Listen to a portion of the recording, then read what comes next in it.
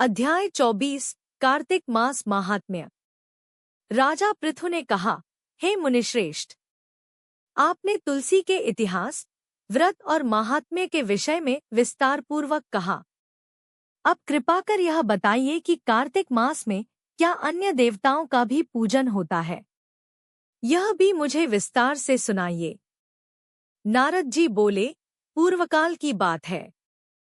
सह पर्वत पर करवीकर नामक स्थान में धर्मदत्त नामक धर्मनिष्ठ ब्राह्मण निवास करते थे।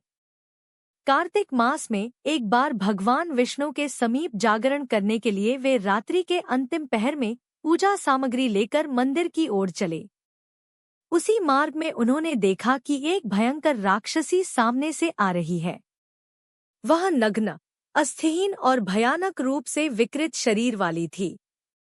उसके विकराल दांत, लटकती जीभ और लाल नेत्र देखकर ब्राह्मण भय से कांप उठे। फिर भी साहस बटोरकर उन्होंने अपने पास की पूजा सामग्री और जल उस पर फेंक दिया। हरिनाम का स्मरण करते हुए तुलसीदल मिश्रित जल से स्पर्श होने पर उस राक्षसी के सारे पाप तत्काल नष्ट हो गए। उसे अपने पूर्वजन्म के पाप कर्म स्मरण हो आए। वह ब्राह्मण को दंडवत प्रणाम कर बोली, ब्राह्मण, मैं अपने कर्मों के फल से इस दुर्दशा को प्राप्त हुई हूँ। अब बताइए कि मुझे उत्तम गति किस प्रकार मिलेगी?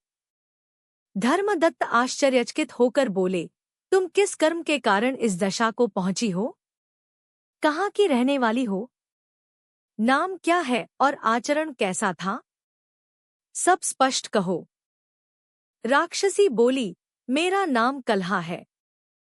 पूर्व जन्म में मैं सौराष्ट्र नगर में भिक्षु नामक ब्राह्मण की पत्नी थी। मेरा स्वभाव अत्यंत क्रूर और कलहप्रिय था। मैंने कभी अपने पति से मधुर व्यवहार नहीं किया, न उन्हें स्वादिष्ट भोजन ही दिया। छल और विरोध ही मेरा स्वभाव था। पति को निरंतर दुहिकी करती रही। जब उन्होंने दूसरी स्त्री से विवाह करने का निश्चय किया, तब मैंने विष पीकर प्राण त्याग दिए। तत्पश्चात यमदूत मुझे बांधकर यमराज के सम्मुख ले गए। वहां यमराज ने चित्रगुप्त से मेरे कर्मों का लेखा पूछा। चित्रगुप्त ने बताया, इसने कोई शुभ कर्म नहीं किया।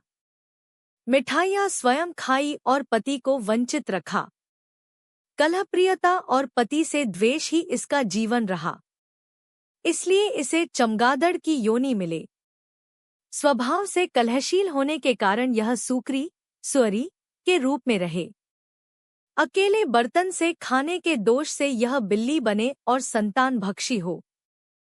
पति को आधार बनाकर आत्महत्या करने से यह प्रत्योनि में भी रहे। इस प्रकार दंड निश्चित किया गया। कलहा बोली, हे विप्रवर, प्रत्योनि में आए मुझे 500 वर्ष बीत चुके हैं। भूख प्यास से सदा पीड़ित रहती हूँ। कभी कभी किसी शरीर में प्रवेश करती, परंतु शिव और विष्णु के पार्षद मुझे वहां से दूर भगा देते। हाल ही में कृष्णा और वेणी नदियों के संगम पर पहुंचने पर भी ऐसा ही हुआ।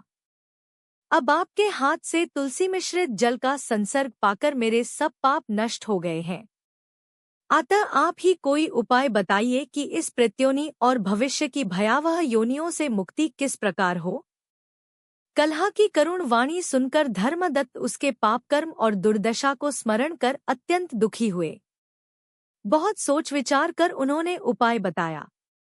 धर्मदत्त के उपदेश और आगे की कथा का वर्णन 25वें अध्याय में किया गया है।